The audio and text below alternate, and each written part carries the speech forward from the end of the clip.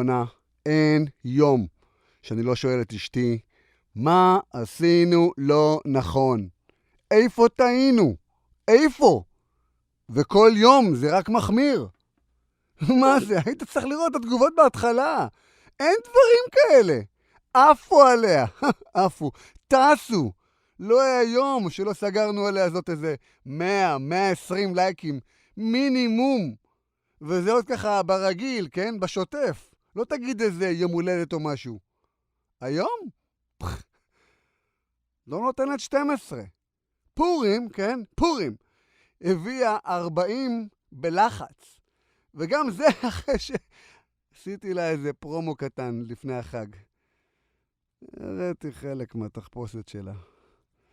התחפשה לי לטרזן, גם כן זאתי. ידעתי לא יעבוד. אין, אני והאישה כבר באטרף, לא יודעים מה לעשות. עם מי לא התייעצנו, לאן לא הלכנו. החלפנו את כל החיתולים בבית. שמתי לה שום בדובי. שבועיים, כלום, נדה, גורנישט.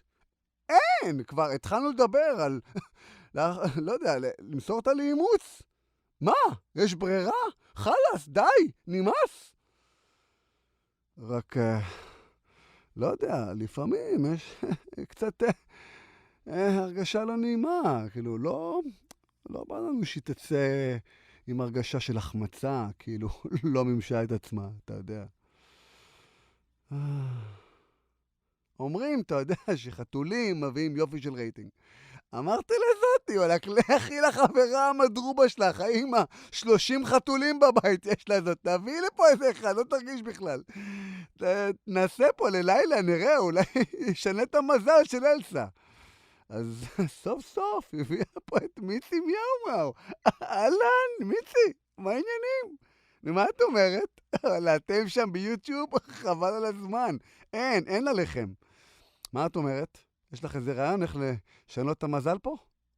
תקשיבי, אני אומר, את זוחלת ככה מאחוריה, ואת מרביצה איזה קפיצה באוויר מעל הראש שלה, נתפסת לה על השערות ככה, ואז היא משחררת איזה יבבה חרישית ככה.